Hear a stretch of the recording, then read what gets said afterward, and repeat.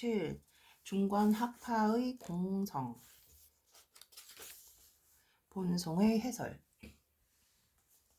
아라한의 마음 켄포 긴뺄의 주석서에 따르면 샨티데바는 다음의 개송들을 통해 대승보리도의 심오한 깊이를 보여주고 있다고 합니다.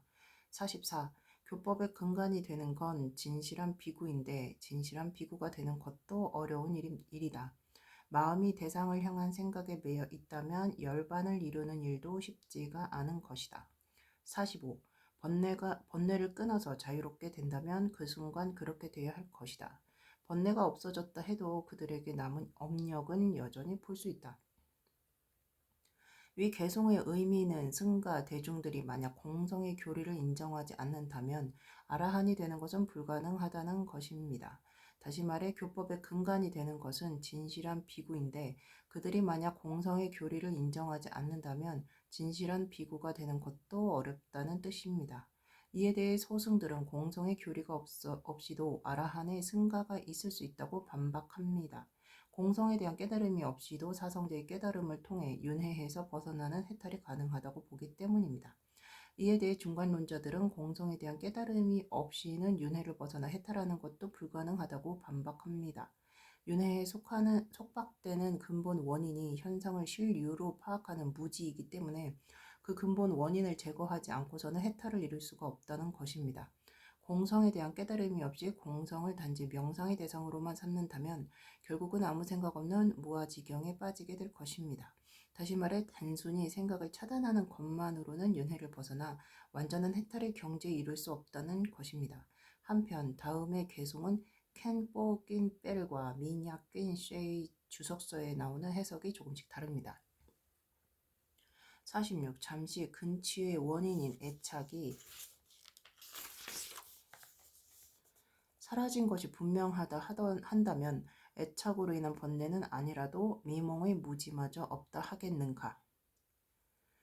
소승 아라한들이 비록 윤회의 해탈을 이루었다고는 하지만 번뇌와 망상의 습기를 완전히 벗어난 것은 아니기 때문에 완전한 해탈을 이룬 것은 아니라고 주장하는 샨티데바의 앞선 반박에 대해 성문들은 그럼에도 불구하고 아라한들이 윤회의 뿌리를 제거하고 해탈을 이룬 것은 사실이기 때문에 그들이 윤회하여 다시 태어나는 일은 없다고 반박합니다.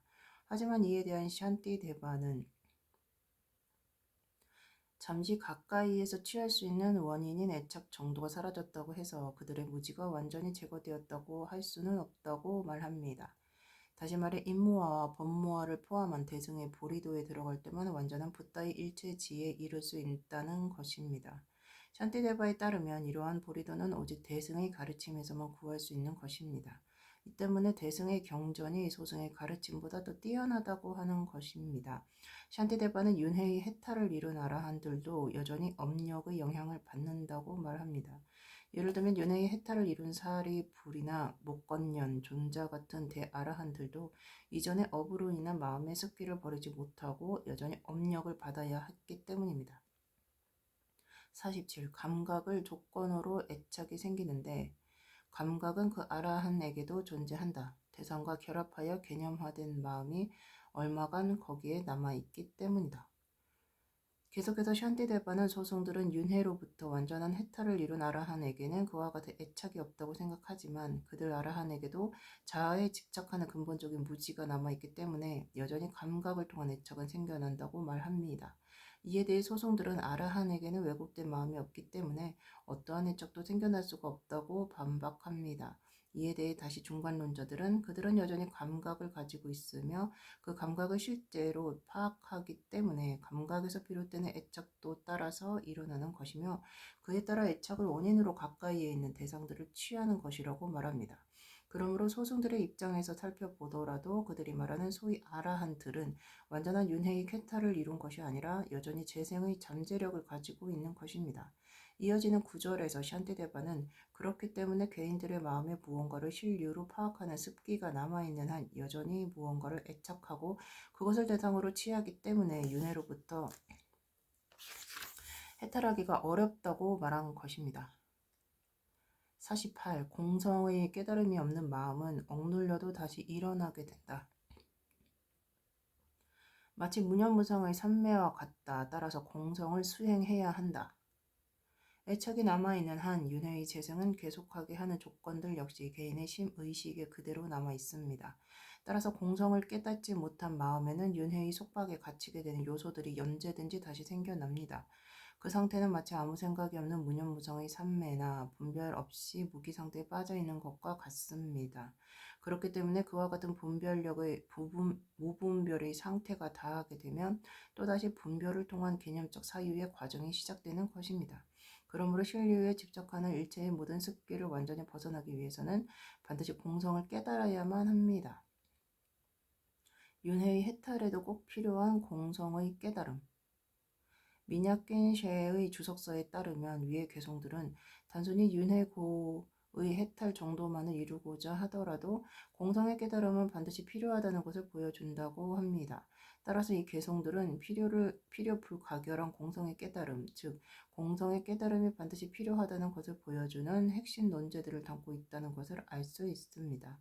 이것은 앞에서 소승들이 사성제만 깨달아도 해탈을 이루기에 충분한데 굳이 공성을 깨달아야 할 이유는 무엇인가 라고 반문한 것에서 제기된 문제입니다.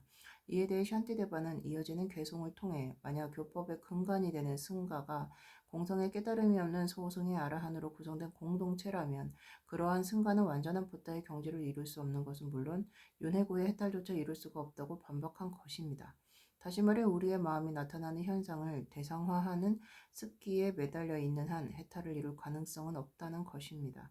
누군가가 만약 단지 무상이나 인무와 정도의 무와 등 사성제의 16 행상을 명상하는 것만으로 해탈을 이룰 수가 있다고 말한다면 이에 대해 중간론자들은 그렇게 거친 수준의 무아를 깨달은 것만으로는 완전한 해탈을 이룰 수 없다고 반박할 것입니다.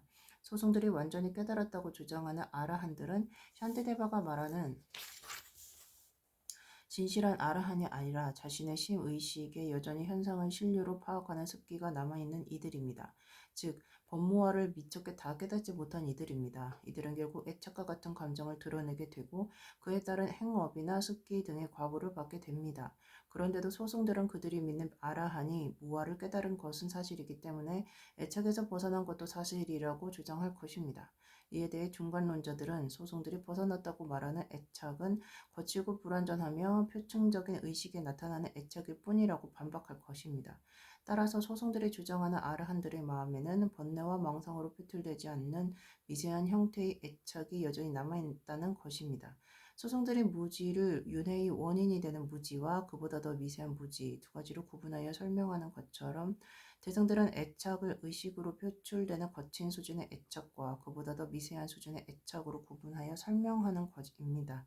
따라서 소위 아라한의 마음도 미세한 수준의 애착으로 인해서 현상을 실류로 파악하는 습기가 여전히 남아있으며 그로 인해 그들의 심의식에 애착이나 집착 같은 일련의 의식 상태가 잠재해 있다는 것을 알 수 있습니다. 다시 말해 현상을 대상화하고 실류로 파악하는 습기가 남아있는 한 애착이나 집착에서 벗어날 수 없다는 것입니다. 거친 수준의 무아를 깨닫는 것만으로는 충분하지 않습니다. 인하의 공성은 물론 법화의 공성도 반드시 깨달아야 하기 때문입니다. 가장 깊은 차원의 공성을 통찰하지 못하면 잠시 거친 수준의 감정과 생각에 멈추었다고 해도 우리의 의식 속에는 여전히 그 습기가 남아있을 수밖에 없기 때문입니다. 그러므로 완전한 붓다의 경지를 이루기 위해서는 공성에 대한 깨달음이 필요합니다. 그뿐만 아니라 단순히 윤회고의 해탈 정도만을 이루려고 해도 공성에 대한 깨달음은 반드시 필요한 것입니다. 귀류파와 자립 논증파의 공성 이해. 공성에 대한 이해를 넓히고자 한다면 그에 대한 의미와 범위가 서로 다른 다양한 불교 학파들의 관점을 살펴보는 것이 중요합니다. 예를 들어 자립 논증, 중간 학파도 일체의 현상은 실류가 아니라고 주장하는데 이것은 무엇을 의미하는 것이며 어느 때 이런 말을 하는 걸까요?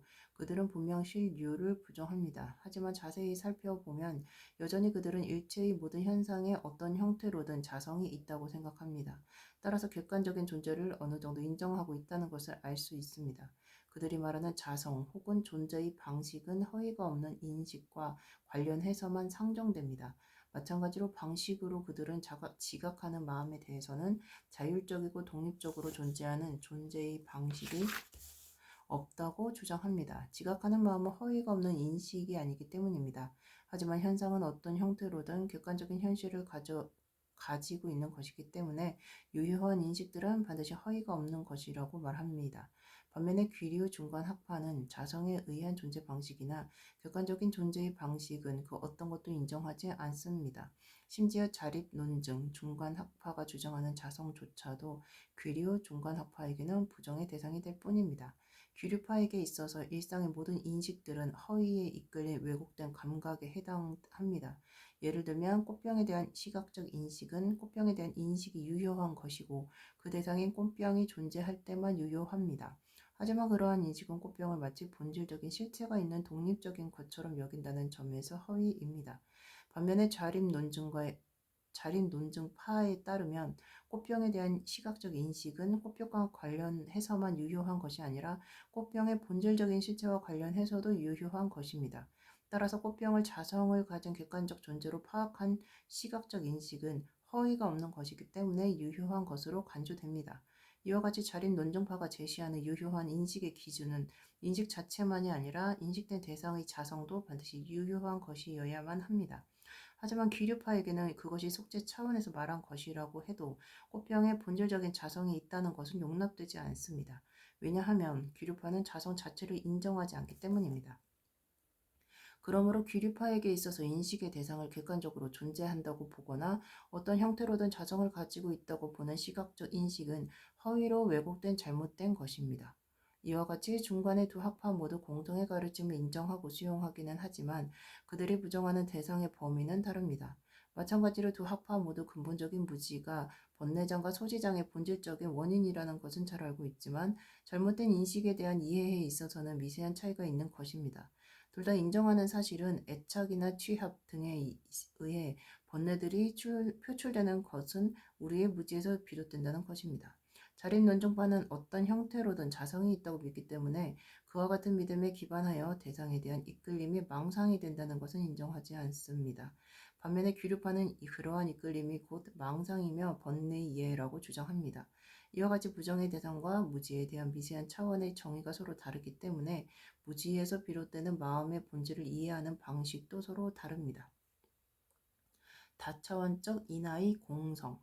여기서 잠시 우리의 분석 대상인 인하를 중심으로 다시 한번 그 본질을 살펴보겠습니다. 우리가 지금까지 살펴본 것처럼 인하의 본질은 공성입니다. 이것은 다양한 차원에서 논의될 수 있습니다. 예를 들면 불교도는 일반적으로 무상과 무아를 공부하기 때문에 독립적으로 단일하게 영원히 존재하는 자아를 부정합니다. 이것이 일반적으로 알고 있는 인무와 혹은 인하의 공성입니다. 또 다른 차원에서는 그 자체로 충족되고 그 자체로 정의되는 본질의 인하를 부정하는 공성도 있습니다. 더불어 무실류의 차원이나 무자성의 차원에서 논하는 인하의 공성도 있습니다. 이와 같이 하나의 인하를 두고도 그에 대한 공성을 이해하는 수준이 미묘하게 달라질 수 있습니다. 독립적으로 단일하게 영원히 존재하는 자아는 고대 인도의 비불교도 철학에서 상정된 자아의 개념입니다. 이러한 자아는 물리적인 집합체나 정신적인 집합체와는 독립적으로 존재하는 실체이며 현상의 본질에 내재하는 주제자에 해당합니다. 이와 같은 상일주의 자아를 부정하는 것이 인무와의 한 차원입니다. 또 다른 차원은 인하라는 용어를 실존의 기반으로 삼는 것을 부정하는 공성입니다. 인간 존재를 정의하기 위해 인하라는 용어를 사용하기는 하지만 그러한 언어나 생각이 본질적으로 존재하는 것은 아닙니다. 인간과 인하라는 용어의 상관관계는 세속의 관습으로 가설된 것일 뿐입니다. 이와 함께 신뢰적인 인하를 부정하는 공성이 있는데 이것은 자립논증파에 의해 정의된 인하의 공성입니다. 그리고 가장 미세한 차원의 공성은 자성을 부정하는 공성입니다. 이것은 귀류파가 정의한 인하의 공성으로서 어떠한 형태로든 자성을 가진 인하는 모두 부정하는 것입니다. 따라서 하나의 인하와 관련해서도 서로 다른 수준의 인무와 혹은 인하의 공성을 살펴볼 수 있습니다. 그렇게 인하의 공성을 이해하는 차원이 서로 다른 것처럼 정반대로 인하를 구체화하는 경우도 깊이에 따른 다양한 차원이 있습니다. 더 거친 수준에서 더 미세한 수준으로 혹은 더 미세한 수준에서 더 거친 수준으로 구체화됩니다. 예를 들면 탐, 진, 치, 시기, 암한 등으로 표출되는 번뇌도 인하를 구체화하는 수준에 따라 서로 다르게 상정될 수 있습니다. 그런 면에서 샨티데바는 위의 개송들을 통해 소승들의 입장에 따라 이해한 번뇌와 망상은 그 수준이 비교적 거칠고 불완전하다고 말합니다. 따라서 그들이 극복한 번뇌와 망상의 수준도 딱 그 정도이며 그런 정도의 이해 수준으로는 윤회고를 벗어나는 것도 힘들다는 것입니다. 이에 대해 소승들은 자신들이 정의한 번뇌와 망상을 스스로 극복할 수 있다고 주장하지만 그들의 심의식에는 여전히 번뇌와 망상의 습기가 남아있기 때문에 현상을 신료로 여기는 본질적인 무지에서 벗어날 수가 없습니다. 그러므로 그들은 윤회고를 벗어날 수 없습니다. 부가가 된 세 개송. 다음 세 개의 개송들도 대승과 소승의 경전들을 계속해서 비교합니다. 하지만 인도의 입보리 행론, 주석가인 뿌리캬 까리마띠에 따르면 이들 세 개의 개송은 샨티데바가 직접 지은 것이 아니라고 합니다. 실제로 이 개송들은 본문의 전반적인 논쟁에 거의 영향을 미치지 않는 내용입니다. 49. 경전에 들어있는 말씀은 무엇이든지 모두 부처님의 교설임을 인정한다면 대승경도 대부분이 그들과의 경전과 같다는 것을 왜 인정치 않는 것인가? 50. 만약 이해하지 못하는 하나로 인해 모든 것이 잘못된 것이라고 한다면 일치하는 단 하나의 경전으로 모두 다 승리불의 교설이 왜 아니겠는가? 51. 어떤 말씀은 대아라한 가섭 등도 이해를 헤아리지 못했다고 하는데 그대가 그것을 이해하지 못한다고 인정하지 않는다면 누가 하겠는가? 공성의 열쇠. 다음의 개송 역시 해석상 약간의 차이가 있는 것 같습니다.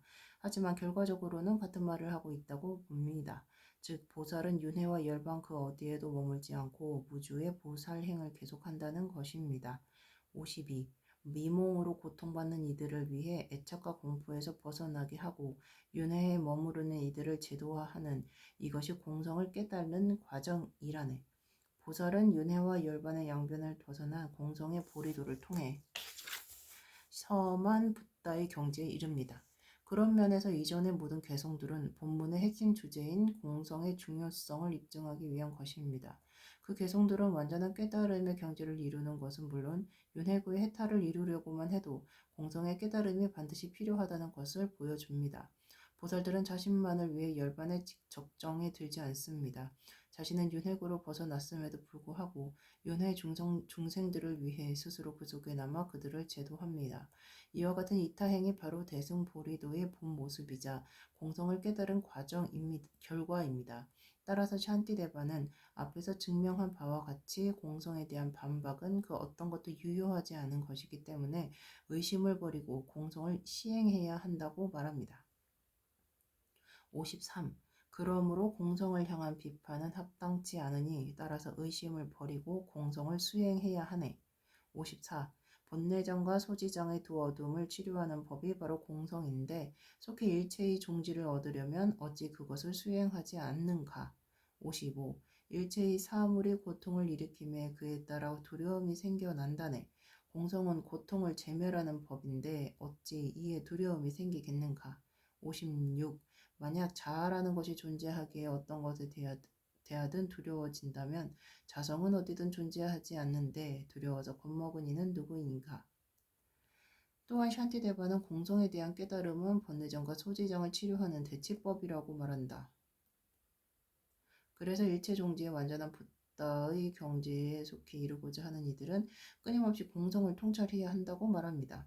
일체의 모든 사건과 사물들은 고통의 원인이 되고 그에 따라 두려움이 생겨나지만 공성은 그와 같은 기반 자체가 없기 때문에 고통의 원인이 되지 않으며 따라서 두려움도 생겨나지 않는다는 것입니다. 혹시라도 자아의 실제를 믿는다면 그 자체로 두려움을 일으키는 기반이 될 수 있지만 그와 같은 자아는 애초부터 없는 것이기 때문에 두려움이 생겨날 기반도 없다는 것입니다. 요점은 나라는 용어의 이면에 무언가를 실제하고 있다면 실제하는 나로 인해 두려움이 생기겠지만 분석해보면 그러한 자아는 실체가 없는 것이므로 따라서 두려움을 느낄 이유도 없다는 것입니다. 그런데도 두려워서 겁을 먹는다면 그는 대체 누구인가 라고 체크하는 것입니다. 자아의 무자성. 이어지는 개송들은 공성을 성립시키는 구체적인 논리를 제시하는 또 다른 중요한 부분입니다. 이 부분은 다시 자아의 무자성, 자아의 자성 부정, 그리고 자아의 무실존성으로 나누어 설명할 수 있습니다. 그 중에 첫 번째는 자아의 무자성을 성립시키는 내용입니다. 앞에서도 언급한 것처럼 공성에는 인무아와 법무아의 두 가지 차원이 있습니다. 이 두 가지 차원의 공성은 본질적으로는 아무런 차이가 없지만 인아와 법아라는 대상의 차이로 인해 인무아가 법무아보다 좀 더 깨닫기 쉽다고 말합니다. 이것이 경전에 제시된 공성의 수행 자체입니다. 인무아를 먼저 수행한 다음 법무아를 수행하는 것입니다. 따라서 샨티데바 역시 인무아를 먼저 제시한 다음 이어서 법무아를 제시합니다. 우리가 이해해야 하는 것은 신류적인 관점이나 자성에 대한 믿음은 신체적 질병이나 정신적 장애와는 달리 깨달음의 과정을 통해서만 제거될 수 있다는 것입니다. 신류의 자성은 과거부터 존재했던 무언가가 아니라 현재의 의식이 만들어낸 전도된 생각이기 때문에 명상 수행을 통해서만 제거될 수 있습니다. 하지만 신체적 질병이나 정신적 장애는 이전부터 쌓여서 현재에 발병한 것입니다. 따라서 대치하여 치료하거나 제거하는 방법도 다를 수밖에 없습니다. 그러면 누군가는 다음과 같이 반문할 수 있습니다. 신류의 자성이 애초부터 존재하지 않은 것이라면 애써서 그것을 부정하는 이유는 무엇인가?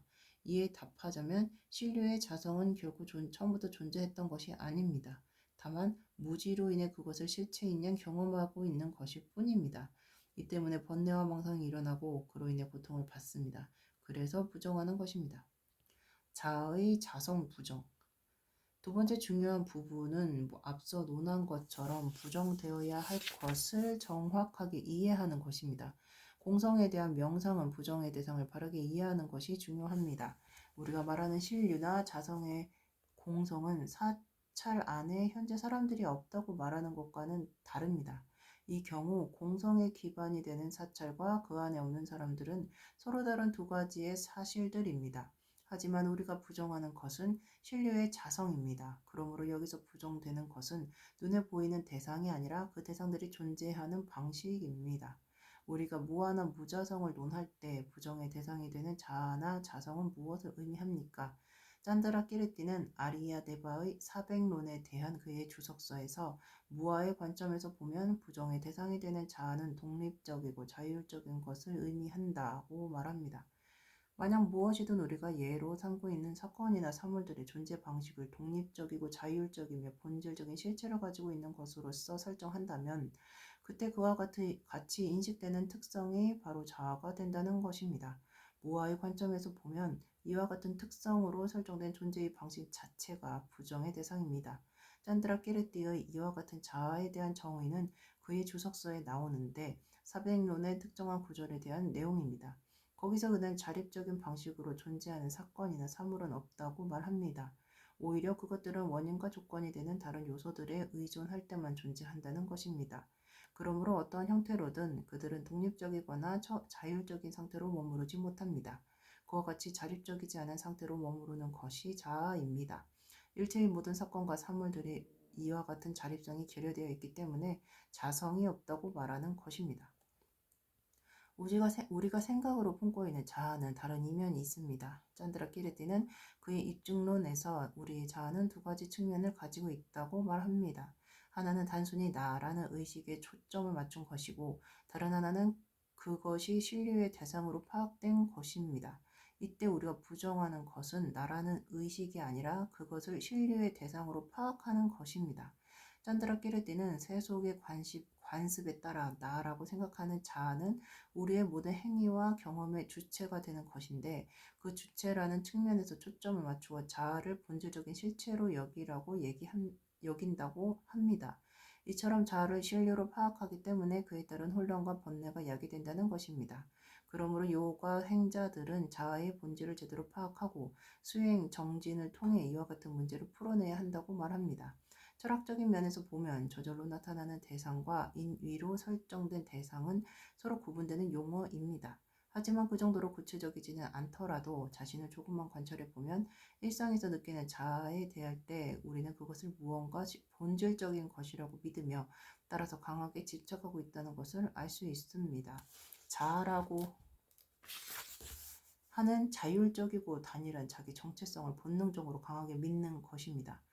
짱가, 밀배, 도제는 그의 시대에 살았던 몇몇 학자들은 자신이 본능적으로 인식하고 있는 자아는 파악조차 못한 채 단지 부정의 대상이 되는 자아만 외부에 독립적으로 실제하는 것처럼 믿고 있는 것으로 보인다. 고 그의 책에 적고 있습니다. 하지만 본능적으로 파악되는 자아와 분리된 채 외부에 따로 존재하는 부정의 대상은 아무것도 없습니다. 우리가 일상에서 상식적으로 경험하는 자아의 본 모습은 그 안에 모든 부정의 대상들이 포함되어 있습니다.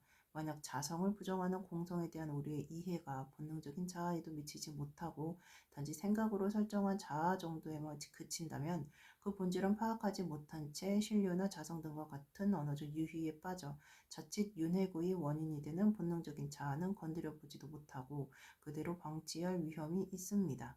본능적으로 나타나는 자아는 그대로 둔 채 생각으로 지어낸 설정된 자아만을 부정하게 되는 것입니다.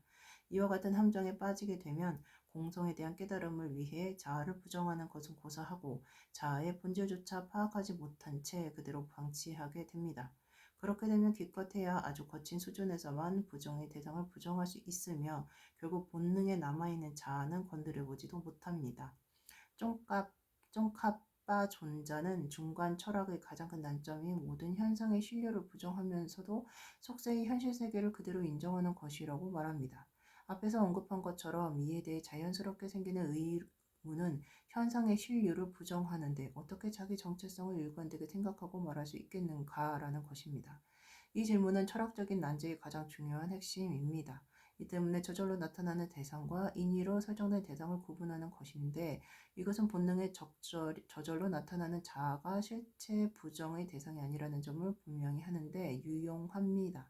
만약 자아가 아예 없다면 누군들 깨달음을 열망할 것이며 누군들 지혜를 완성하기 위한 보리도를 구하겠습니까? 결국은 깨달음을 이룰 당사자마저 없는 것이 되기 때문에 아무런 의미도 없는 것입니다. 쫑카파에 따르면 공성을 직접 깨닫는 것을 제외한 우리의 모든 인식과 경험은 대상을 신류로 파악함으로써 왜곡됩니다. 따라서 부정의 대상을 철저히 규명해야 합니다. 자신의 개인적인 경험과 분석 능력을 최대한 활용하여 자아에 대한 본능적인 감각이 어떻게 일어나는지 살펴봐야 합니다. 그리고 우리의 경험에 대해서도 질문해야 합니다. 또한 자아의 존재 자체가 부정된다면 자아는 그 외의 어떤 방식으로 존재하는 것인지에 대해서도 주의 깊게 살펴봐야 합니다. 최소한 자아가 어떤 것인지에 대해서는 감을 잡아야 합니다. 우리가 실제로 경험하는 자아에 대한 주의 깊은 통찰을 통해 저만 신뢰로 파악되는 대상들을 부정할 수 있으며 그에 따라 공성을 깨달을 수 있는 방법을 이해하게 되기 때문입니다. 아리아 데바는 그의 사백론에서 유네시앗은 의식이며 오직 대상에 대한 무아를 깨우칠 때만 그 뿌리를 뽑을 수 있다고 말합니다. 깊은 차원에서 실유의 공성을 깨달을 때만 비로소 대상을 향한 탐진침과 같은 번뇌의 힘이 감소되기 시작한다는 것입니다. 공성에 대한 깨달음이 깊어질수록 번뇌의 속박도 그만큼 느슨해지는 것입니다. 어떠한 모임에서 만나도 사람들은 각자의 걱정과 희망들을 안고 있습니다. 다양한 정신적 상태들이 공존하는 것입니다. 그들이 무엇을 얼마나 느끼든 그러한 감각을 지탱하는 실질적인 기반은 없습니다. 뜬구름과 같습니다. 실체가 없는데도 마치 고정된 현실인 양 느끼고 걱정합니다. 마치 능숙한 마술사들의 현란한 마술과 같습니다. 본질을 찾아보면 아무것도 없는데도 말입니다. 때로는 탐진, 치와 같은 격한 감정이 우리의 일상의 삶을 열심히 사는 동기가 되기도 합니다. 하지만 그 끝은 어디로 향하고 있는 것일까요? 그렇게 열심히 하면 목적을 이룰 수 있을까요? 우리가 일상의 모든 경험들에 적용해야 할 의문입니다. 그렇다고 회의적이 되라는 말은 아닙니다. 그와 같은 감정의 본질을 보라는 것입니다. 그리고 제대로 된 동기를 가지라는 겁니다. 만약 잘못 이해하여 깨달음을 구하는 일마저 무의미하게 여긴다면 그때는 단변의 허망함에 빠진 것임을 알아야 합니다. 어느 한때 둔된 바는 공성의 영역에서 보면 손도 공하고 불도 공한 것이라고 말한 적이 있습니다. 하지만 손에 불을 놓으면 자신을 태우게 됩니다. 현실입니다. 누군가가 만약 오호라 일체의 모든 현상은 환과 같고 꿈과 같으니 실제하는 것은 아무것도 없구나 라고 말할 때 그 순간 그의 몸을 바늘로 살짝 찌른다면 그는 어떻게 반응할까요? 살펴보시기 바랍니다. 그러므로 우리에게 아픔이나 기쁨을 경험하게 하는 사건과 사물이 아예 존재하지 않는다고 말해서는 안 됩니다. 다만 그와 같은 사건과 사물이 실질적으로 존재하는 방식은 우리가 그것을 실류의 존재로 인식하는 것과는 다르다는 것을 유의해야 합니다. 자아의 무실존성.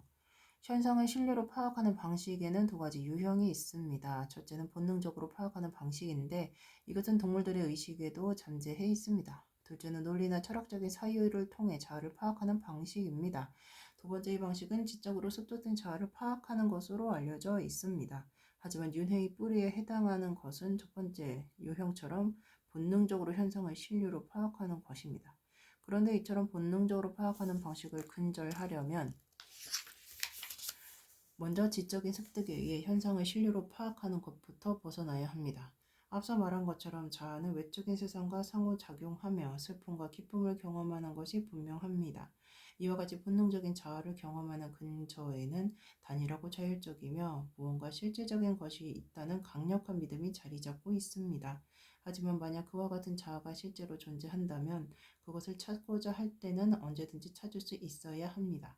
하지만 찾고 또 찾아도 그와 같은 자아는 어디에도 없습니다. 몸과 마음의 집합체에도 본능적인 감각에도 존재하지 않습니다. 만약 본능적으로 존재하는 자아가 실제로 존재한다면 인간을 구성하는 몸과 마음의 집합체 어딘가에 반드시 존재해야 할 것입니다. 하지만 다시 말해 우리의 몸과 마음에 발견할 수 있어야만 합니다. 하지만 그와 같은 자아는 어디에서도 찾아볼 수 없는 것이 현실입니다. 보행왕 정론에서 나가르주나는 사람은 지대도 아니고 수대도 아니며 화대도 풍대도 공대도 아니라고 말합니다. 또한 이와 같은 요소들과 따로 독립적으로 존재하는 것도 아니라고 말합니다.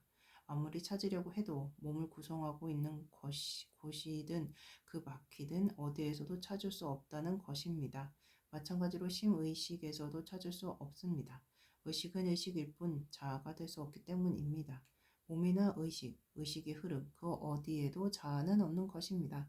만약 인아 혹은 자아라고 설정된 용어만 있을 뿐입니다. 진실한 실체는 그 어디에서도 발견할 수 없습니다. 요약하면 몸과 마음 그리고 그 밖에 어디에서도 진실을 기반으로 한 자아는 찾을 수 없다는 것입니다.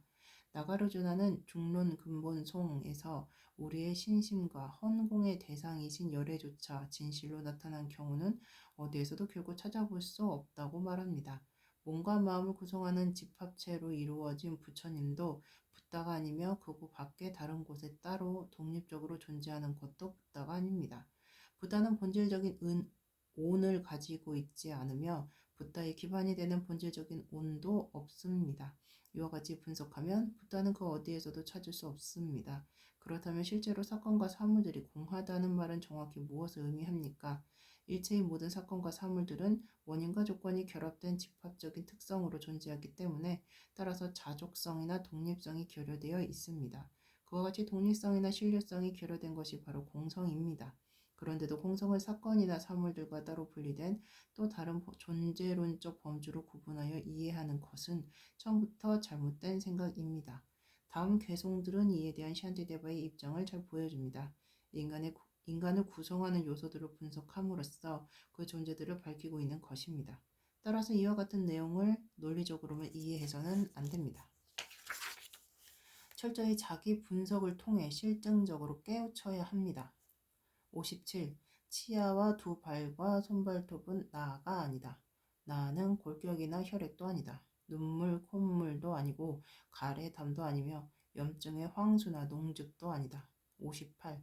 나는 지방이나 땀도 아니다. 심폐나 간담도 나가 아니며 다른 내장들도 나가 아니다. 나는 대변도 소변도 아니다. 59. 살덩어리나 피부도 나가 아니고 온열이나 호흡도 나가 아니다. 구멍들도 나가 아니고 수시로 아는 육식도 나는 아니다. 샨티데바는 이어서 다음 장의 개송들을 통해서도 존재의 다양한 요소들과 의식들에 대해서도 철저하게 분석합니다. 이에 따라 자아라는 것이 정말로 실제하는 것인지에 대해 묻고 있는 것입니다. 지혜의 명상. 지금부터는 공성에 대한 명상을 시도해 보겠습니다. 샨티데바께서 본송에서 말한 것처럼 우리가 그토록 확신하는 나라는 것은 혹은 자아라는 것은 찾으려고 해도 그 실체를 찾을 수 없습니다. 그렇다고 일상에서 아픔이나 기쁨 등을 경험하는 본능적인 자아마저 아예 없다고 말하는 것은 아닙니다. 누구든 이러한 경험을 하고 있기 때문입니다. 하지만 그 실체를 찾으려고 하면 찾을 수가 없다는 것입니다. 그러므로 우리가 말하는 자아는 가설적으로 설정된 개념이라고 결론할 수 있습니다. 즉, 설정된 자아일 뿐 진실한 자아는 아니라고 말합니다. 이와 같은 사실을 염두에 두고 자아를 포함한 모든 대상들이 자신의 마음에 어떻게 나타나는지 분석해야 합니다. 그저 가설적으로만 나타나는 것인지 아니면 또 다른 상태가 있는지를 철저하게 살펴봐야 합니다. 분명한 것은 눈앞에 나타나는 그것들이 그저 가설된 것으로만 보이지는 않는다는 것입니다. 원래 그렇게 객관적이고 독립적인 상태로 존재하고 있는 것처럼 보입니다. 무언가에 의해 설정된 것이 아니라 본래부터 스스로 존재했던 것처럼 보입니다. 하지만 그것들은 그저 원인과 조건들이 모여 가설적으로 설정된 것일 뿐입니다. 안팎의 모든 현상을 이와 같이 분석해야 합니다. 끊임없는 분석과 통찰의 결과로 일체의 사건과 사물들은 결국 눈앞 혹은 의식 앞에 나타나는 그대로 존재하는 것이 아니라는 점을 깊이 확신하게 될 것입니다. 주의해야 할 것은 공성의 선정에 안주하는 동안에도 공하다는 생각이나 공성을 명성하고 있다는 생각에 빠져들어서는 안 된다는 것입니다. 대신에 찾아도 결국 그 실체를 찾을 수 없는 현상의 무실존성 또는 무신류성이나 무자성에 온 마음을 집중해야 합니다. 이와 같은 상태가 마음에 지속되면 마침내 공성과 합일되는 때가 올 것입니다. 마치 외부에 무언가가 있는 것처럼 분별하는 주객의 이원성에 빠지지 말아야 합니다. 그 순간 마음은 흩어져 달아나고 현상은 실제처럼 우리에게 나타납니다. 그러므로 차분히 마음을 가라앉히고 공성을 명상해야 합니다. 실체가 없는 그 상태에 집중해야 합니다. 이와 같은 방식으로 매일 조금씩 늘려가며 공성에 대한 명상을 끊임없이 수행해야 합니다.